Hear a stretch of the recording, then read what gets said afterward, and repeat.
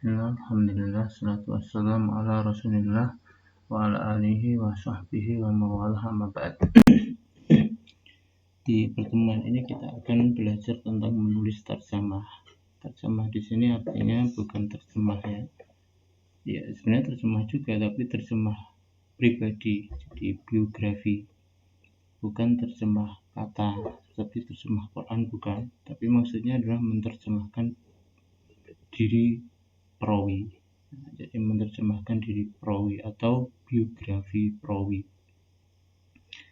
Nah, menulis terjemah ini penting ya, karena dirasah sanad atau studi sanad itu kuncinya adalah pada terjemah ini. Jadi komprehensivitas data yang ada pada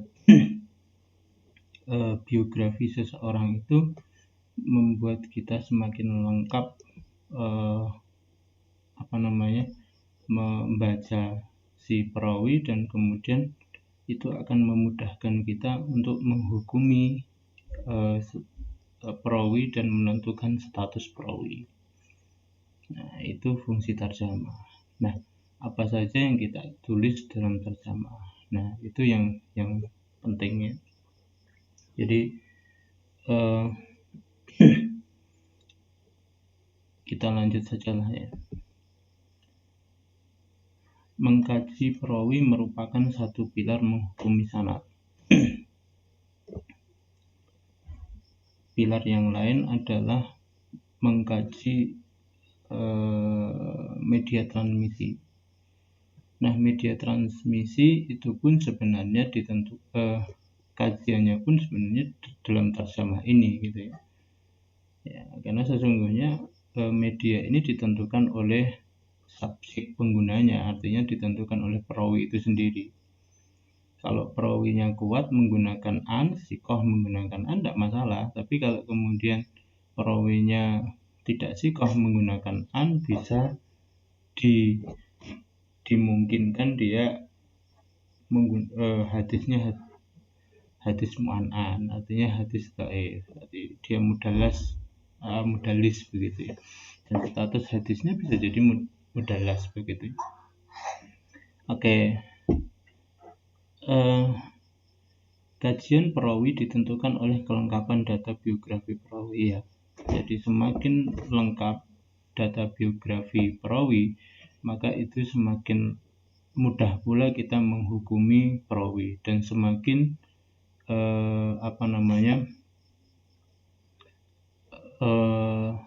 bagus pula, baik pula analisa kita terhadap perawi. Data biografi perawi mesti diketahui selengkap mungkin dan disuguhkan dengan apik. Artinya apa? Ketika Anda mau nulis biografi perawi, nah itu tulislah selengkap mungkin. Selengkap mungkin itu artinya unsur-unsur pokoknya silahkan dipenuhi dan sajikan dengan apik. Nah, kenapa harus dengan apik? Agar pembaca Indonesia ini nggak lelah.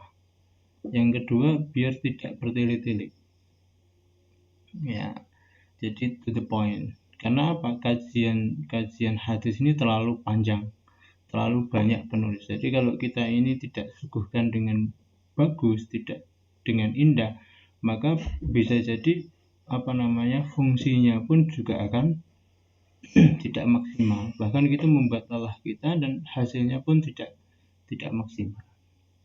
Nah, data penting perawi adalah satu, identitas perawi. Jadi identitas perawi. Jadi siapa perawi itu? Ya, seperti kita nulis identitas diri kita. Yang kedua adalah status darah.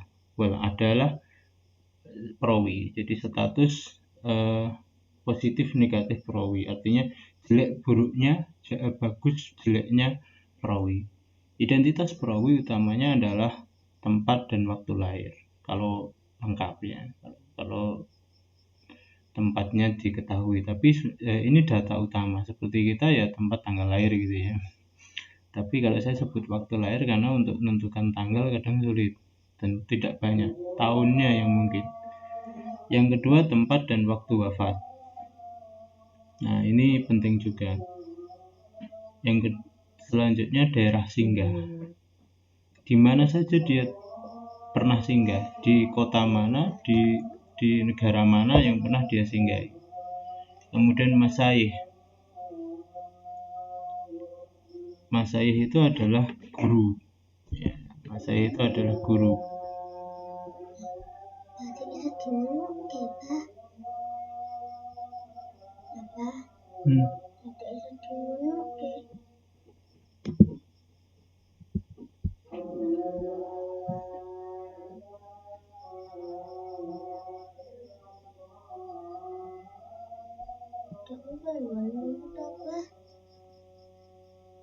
Ya, jadi masaih itu guru dan murid. Murid itu adalah ya muridnya gitu. Kita lanjutkan saja. Karena saya tidak tahu cara mempause gitu ya.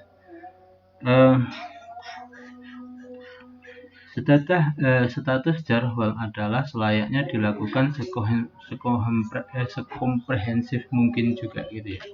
Jadi selengkap mungkin. Jadi kalau ada yang komentar 10 maka 10. Kemudian cari persamaan dari komentar itu dan cari perbedaan. Dan yang penting ketika Anda bicara tentang pemaknaan, berbicara tentang status jarh wal adalah, itu yang paling penting adalah Anda harus memahami mustalahat jarih wal mu'adil.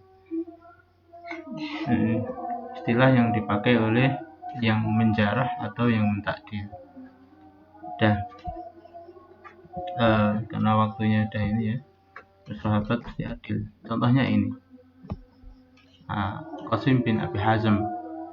Ini kemudian ada nama ya selengkap mungkin sampai Al-Ahmasi Al-Kufi begitu. Kemudian dia tinggal di Kufah, wafat di sana. Tanggal lahirnya kok nggak ada Pak? Ya datanya adanya itu begitu ya. Jadi kalau data itu lengkap ya suguhkan lengkap. Tapi kalau datanya nggak lengkap ya jangan disuguhkan lengkap. Nggak ada lengkap. Jangan bikin-bikin kemudian itu nggak boleh ya. Kemudian sudah ya tanggal lahirnya, nama sudah, singgah sudah, tinggalnya sudah, wafatnya sudah, tanggal lahirnya nggak ada. Sekarang kita bicara guru. Siapa gurunya? Ini gurunya.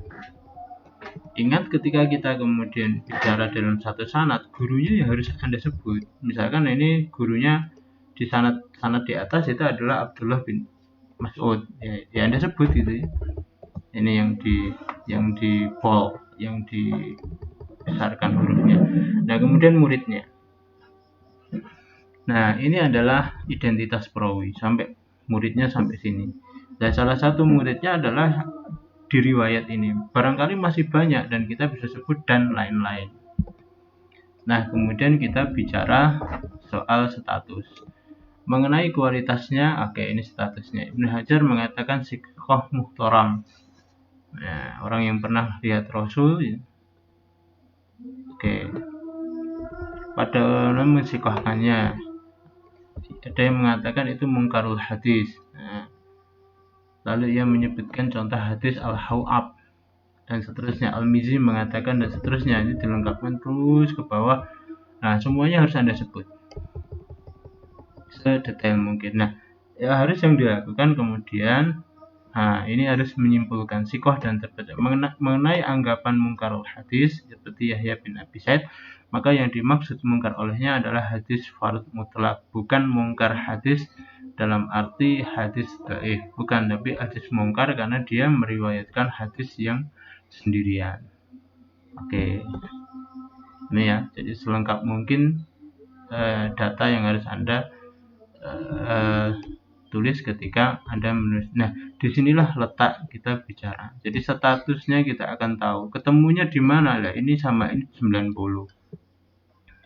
Gurunya wafat, Abdullah bin Mas'ud wafat tahun berapa?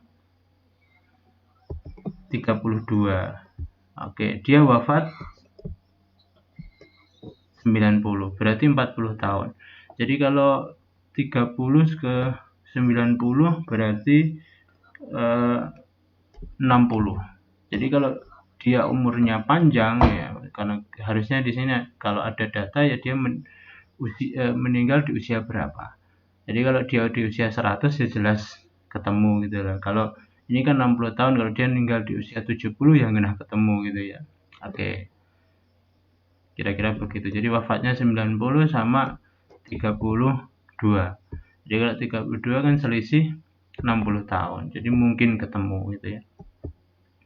Nah, data-data itu yang bisa jenengan coba pelajari ketika kemudian coba tulis selengkap mungkin dan suguhkan dengan seapik mungkin. Ini mungkin saya belum bagus ya dari sisi editannya. Anda bisa nanti ngambil file ini. Ya, semoga yang saya sampaikan ini bermanfaat. Subhanakallahumma bihamdika asyhadu an la ilaha illa anta astaghfiruka wa atubu ilaik.